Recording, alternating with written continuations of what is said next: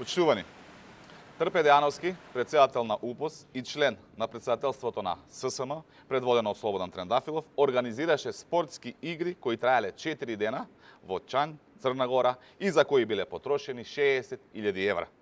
Раководството на ССМ целосно го има изгубено компасот и не живее во реалност.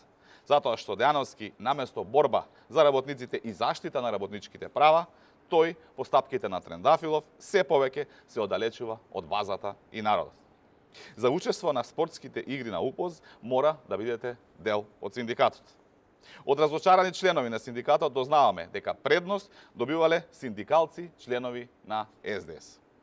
Дејановски веднаш да одговори дали се наградени оние кои протестираа со него и Трендафилов на луксузните спортски игри во атрактивното место Чањ во Црна Гора, вредно над 60.000 евра.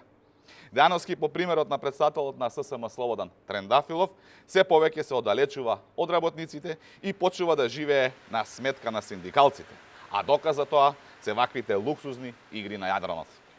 ССМ и УПОС се повеќе губат членови, а доколку продолжат по овој терк, ќе останат само групација на привилегирани.